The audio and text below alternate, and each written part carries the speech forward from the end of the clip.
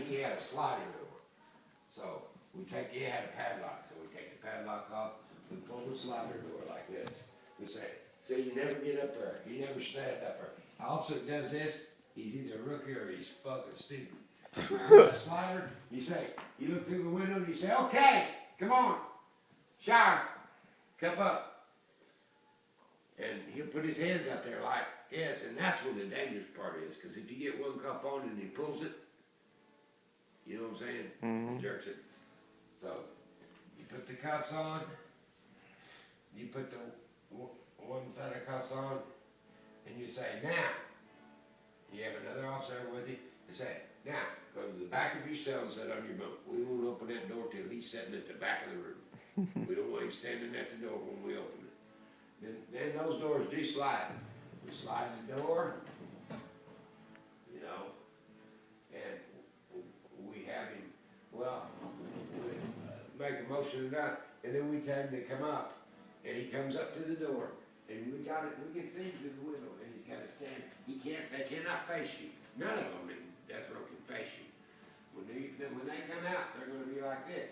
You're going to grab his arm, and you're going to back him down. Then you're going to have him get against the wall, and he's going to rest his shoulder on the wall and pull this leg up. What's that do? He's off balance. See, he's on one leg. His weight's shifted. And so you take this leg and you put a leg restraint. You hold it and put a leg restraint on it. And when you put the other one, and I've seen them on TV, and I'm thinking, you guys, I seen this on TV, and I think, you guys, is that the training you got? I don't think so, probably, because whenever you cuff him, you put your foot against this and your butt against his butt, so that he can't kick you. Because if you I've seen officers do this, you're asking to get kicked in the damn face, because if he does one of these, so you put your butt against it, you put your foot against his foot, like this, and you reach down between your legs and cuff him. That way, if he kicks you, he's going to kick your ass. He ain't going to kick your face. Yeah. That's interesting. So this guy told you he was going to cut off your head once? He told that other guy he was going to what? What was he going to do to him? His uncle was in the army. What did he say? A colonel? Grab his arm. One officer on each arm. Some officers grab up here. You can grab here. Always grab here. Okay. Yeah, there's a reason for that. If you ever watch them on court, when they take a prisoner into court that's cuffed, they always got him by the arm. There's a reason. Because if you're cuffed, you can't move. You can't pull your arm up. So say your hands are tied and you can't get them loose. If you make a move, say if you're standing up, all I got to do is push down here and pull up here. Right. And you face will go into fucking concrete. I don't care if you weigh 365 pounds. But this is a guy that said "Hail Satan" over and over. That's what you do is you put your foot, you drop your foot, and you go like this. And you asked him if he hated God, and he said, "Yeah, I do." He said, "I don't even believe in God." I don't like God. I don't even believe in God. And I thought, how can you hate something you don't even believe exists? That's what I told him, and he said, he had this blank look on his face. And I'm thinking right there, the reason I said demon possession, because anything to do with God, he can handle, you know. Because I went down through there one night, and I said, what was it? Yeah, and the other guys were laughing. They were laughing because they knew who I was. I said, in the name of Jesus, I don't want to hear it. He's like, He's just like crazy. Sounds like he self-identified with his own name. I think he did. And made it into like a thing. He was also the same one I was telling you about. He'd ask you what time it was, and he'd say, hey, Sil, what? As soon as you come in the door at night, what time is it? I'd say it's 1:10. Okay. An hour later, you tell him, it's 1:10. Most of the stories you've told me about this guy, like him shitting in between the trays and stacking them up like Lego blocks, and it smelled to high heaven. And you didn't know. It's called Papa Smurf. He told you he was going to cut your head off. He told and stick it in the refrigerator. He told the other guy he was going to kill him and cook him. Kill him and cook him. And his uncle was a colonel in the army. Is that what he said? What did he say? Yeah, I asked the other guy, he said, I don't know, he may be, but he ain't gonna, even if he was, he ain't gonna do that shit. He ain't gonna come in here and take the prison over. Because he was laughing at him. Said he's gonna bring in the National Guard. Said he'll have the National Guard down here, and said, you assholes. He said, they'll take you over. They'll declare war on you. And I'm like, no, I don't think so. It might be the other way around, but there you go.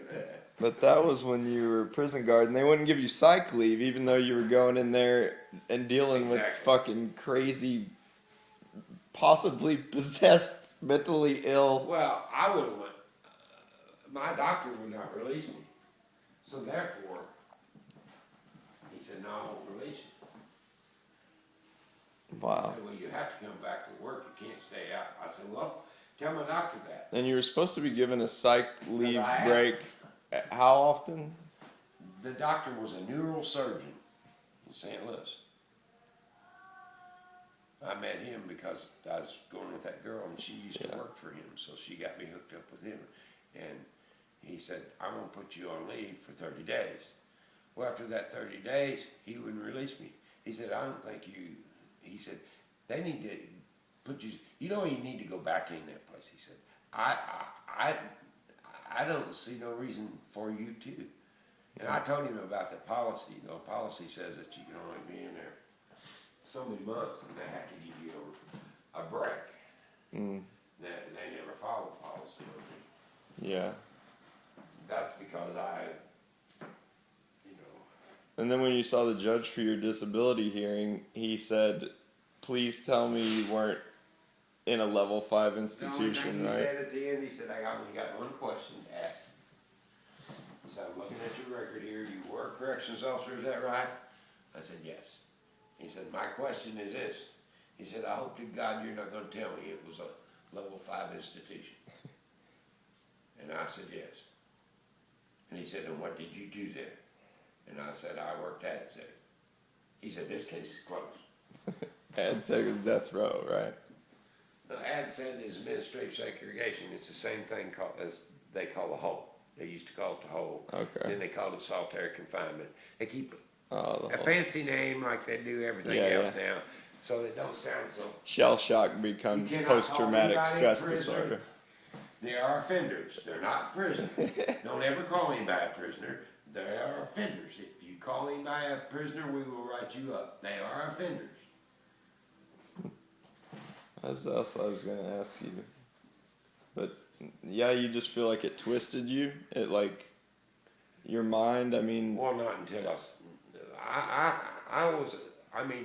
dealt with anxiety till I seen it. Right, but you were on lithium as a prison guard on death row, right? And they didn't ask any questions? Okay, here's what they do. They furnish each officer 12 counseling visits a year. That's one a month. Mm-hmm. And they recommend that if you work ADSEG, we won't tell you have to, but you should go to counseling. Mm-hmm.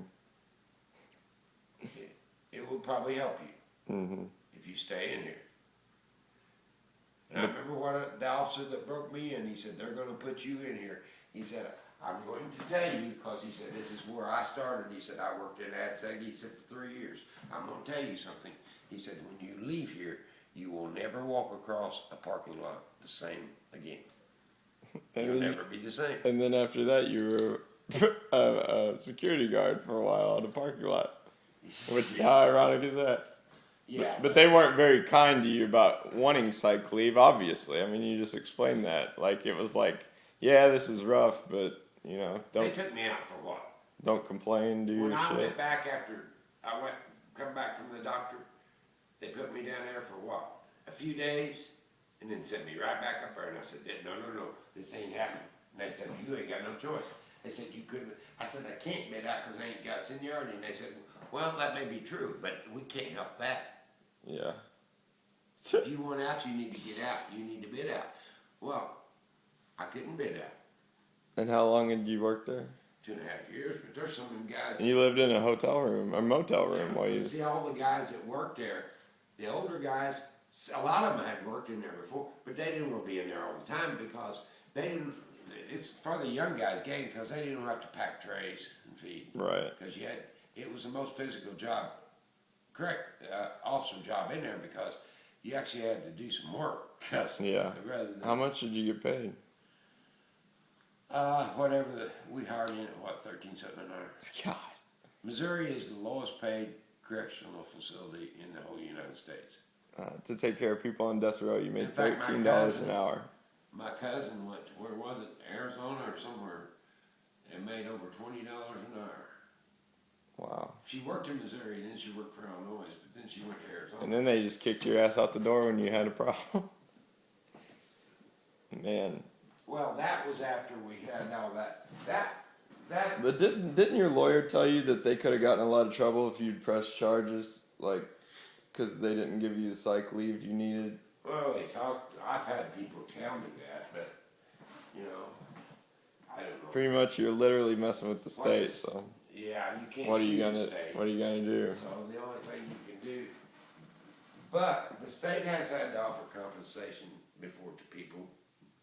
Like I've read where that people have been wrongly convicted and served several years, and then they got released because they were innocent, and the state paid them a check or something. What years did you work there?